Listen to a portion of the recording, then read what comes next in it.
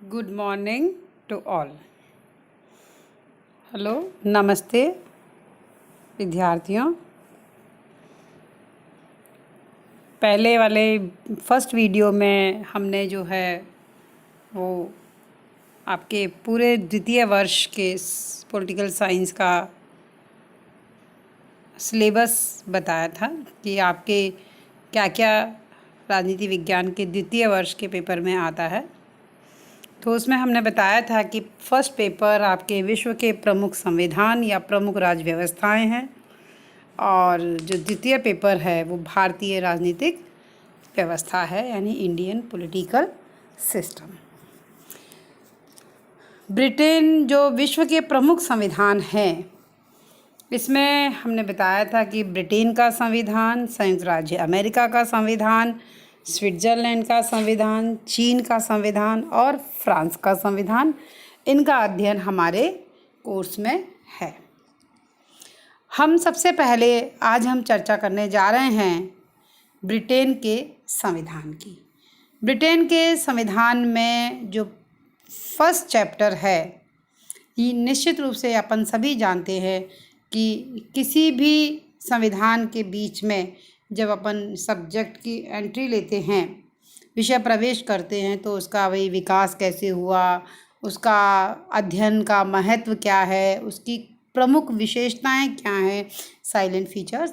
तो इसी में हम ये बताने का प्रयास करेंगे कि ब्रिटेन के संविधान में जो है उसका विकास कैसे हुआ, उसकी महत्व और उसका विशेषताएं जो हैं वो कौन कौन सी हैं। तो अपन सब ये जानते ही हैं कि मनुष्य जो है वो एक सामाजिक प्राणी है, और जो सामाजिक व्यवस्था है, हमारी राजनीतिक व्यवस्था है, वो हमारी सामाजिक विकास या पूरा जो एक मानव जाति का विकास जो चला है, उसके साथ साथ ही राजनीतिक व्यवस्था का भी विकास हुआ है। ब्रिटेन की जहाँ तक हम बात करते हैं, इसको इंग्लैंड भी कहते हैं, इसको ग्रेट ब्रिटेन भी कहते हैं, इंग्लिश में इसको यूनाइटेड किंगडम कहते हैं। तो इसका अध्ययन का बहुत महत्व है। इसलिए भी महत्व है क्योंकि एक तो ये बहुत छोटा टापू है। ब्रिटेन यूरोप के उत्तर पश्चिम में स्थित है। इसका क्षेत्रफल जो है 2,44,000 किलोमीटर है। जनसंख्या भी 6 करोड़ के आसपास है, 6 साढ़े 6 करोड़ के आसपास। लेकिन जो ब्रिटेन का जो एक छोटा सा स्वरूप है, इसने राजनीति के क्षेत्र में अनेक देन, जिनको हम कह सकते हैं, या पुराना राजतंत्र की जो व्यवस्थाएं हैं, उसको देखते हुए हम कह सकते हैं कि ब्रिटेन का जो संविधान है उसका काफ़ी महत्व है। तो सबसे बड़ी चीज़ तो जो अपन ये देखने में आते हैं कि यहाँ पे संसदीय व्यवस्था का मॉडल है। दुनिया में अगर सबसे पहले अगर संसदात्मक व्यवस्था कहीं अपनाई गई तो वो ब्रिटेन में अपनाई गई। इसलिए जो वहाँ की संसद है उसको संसदों की जननी कहा जाता है। और ब्रिटेन का जो संविधान है वो विश्व का प्राचीनतम संविधान है, और इसका प्रभाव विश्व के अनेक देशों के संविधानों पर देखा जा सकता है।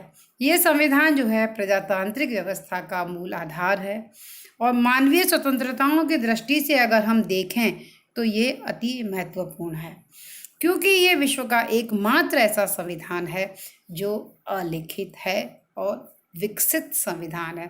इसने 1400 वर्षों, इनका इतिहास जो है वो 1400 वर्षों का है। तो 1400 वर्षों के इतिहास के आधार पर, विकास के आधार पर इन्होंने वर्तमान स्वरूप को प्राप्त किया है। इसलिए संवैधानिक दृष्टि से जो है ब्रिटेन का जो संविधान है उसको हम 6 भागों में विभाजित करते हैं, जिससे हमारा अध्ययन जो है वो सरल हो सके। तो जो विकास है वो 6 प्रमुख चरण हैं। सबसे पहले तो एंग्लो सैक्सन काल, यानी कि इसके अंतर्गत सीमित राजतंत्र की स्थापना हुई, और ये 5वीं सदी से लेके 1066 ईस्वी तक रहा। दूसरा जो काल है वो नॉर्मन काल है, यानी कि इस समय में राजकीय निरंकुशता और केंद्रीय सरकार का उदय हुआ ये 1066 से लेकर के 1153 ईस्वी तक रहा। तीसरा जो काल है वो है प्लांटेगेनेट और लंकास्ट्रियन काल। इस समय में वैधानिक संस्थाओं का उदय हुआ। और चौथा जो है वो है ट्यूडर काल। इसमें पुनः कठोर राजतंत्र की स्थापना हुई। और सिक्स्थ है आपका हैनोवर काल। हैनोवर काल में जब वापस आते हैं तो यहाँ पे वापस संसदीय जनतंत्र का विकास हो जाता है। तो ब्रिटेन जो है वो एक द्वीप समूह है। इंग्लैंड और स्कॉटलैंड, आयरलैंड ये सब मिला के इसमें शामिल हैं। तो ब्रिटेन का जो शासन है वो क्रमिक विकास का परिणाम है। यहाँ कभी भी कोई हिंसात्मक घटना नहीं हुई। इसके विकास का कार्य जो है वो लगातार चलता रहा है। वैज्ञानिक लोग ये मानते हैं कि इसका कारण लोगों का राष्ट्रीय चरित्र है। और क्योंकि यहाँ की मूल जो बातें हैं यानी बेसिक जो चीज़ है एक्सक्यूज मी, बेसिक जो चरित्र है उसमें यहाँ पे एकता पाई जाती है। अनुदारवाद का स्वरूप यहाँ पर प्रमुख रूप से देखने में मिलता है। और प्राचीन संस्थाओं में आवश्यकता अनुसार परिवर्तन करके इन्होंने नवीन परिस्थितियों के अनुरूप अपने संविधान को ढाल लिया है। तो इस प्रकार से जो हमारे जो इनके जो विकास के जो प्रमुख चरण रहे वो अपन ने देखे। और इसका निर्माण कभी भी संविधान सभा में नहीं हुआ। राजनीतिक चेतना की वृद्धि के साथ साथ इसका विकास हुआ है। यहाँ पे निरंकुश राजतंत्र को शांतिपूर्ण तरीके से वैधानिक लोक राजतंत्र के रूप में परिवर्तित कर दिया है। शांतिपूर्ण विकास यहाँ की अद्वितीय विशेषता है। उसमें कोई भी ऐसा परिवर्तन नहीं है कि रातों रात हो गया हो या अचानक से हो गया हो, अपितु यहाँ पे विकास धीरे धीरे हुआ है। और अब इसका जो वर्तमान है भूत की नींव पर खड़ा हुआ है। यहाँ परंपरा और कानून के साथ लिखित अथवा सामान्य विधि, संविधि और संधियाँ तीनों का समन्वय एक साथ मिलता है। विकास के प्रमुख चरणों में यहाँ पे अपन ने पहले भी देखा था कि 871 से 1066 तक और ये है।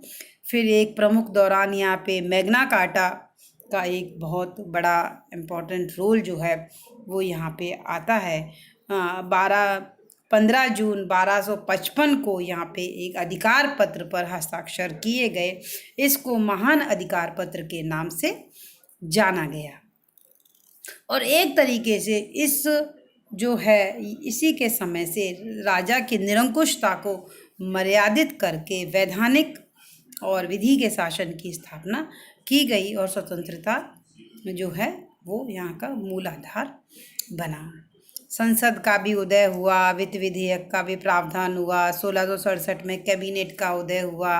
हैनोवर काल में संसदीय लोकतंत्र का उदय हुआ। प्रधानमंत्री, राजनीतिक दलों का उदय, कॉमन सभा का प्रजातंत्रीकरण, लॉर्ड सभा की शक्तियों को कम करना, इस तरह के बिंदु यहाँ पर सामने आए। अब हम ये देखते हैं कि ब्रिटेन के संविधान को क्या सोर्स है। सोर्स से मतलब ये है कि उनको कहाँ कहाँ से उसमें लिया गया है। तो लिखित संविधान जो होता है वो आप सभी जानते हैं कि एक निश्चित समय पर निश्चित व्यक्तियों के द्वारा संविधान सभा में बनाए जाते हैं और सारी चीज़ें उसमें सोच समझ करके विधि पूर्वक तरीके से शामिल की जाती हैं। लेकिन ब्रिटेन का संविधान अलिखित संविधान है। अलिखित संविधान होने का पर्यायवाची मतलब ये है कि वो विकसित संविधान है। विकसित संविधान होने का क्या मतलब है कि वो एक निश्चित समय में नहीं बनाया गया। इसका मतलब ये है कि वो लंबे ऐतिहासिक काल को पार करता हुआ वर्तमान स्वरूप पे पहुंचा है। समय समय पर विशेष पड़ावों पर विशेष तथ्य उस पर जुड़ते आए हैं।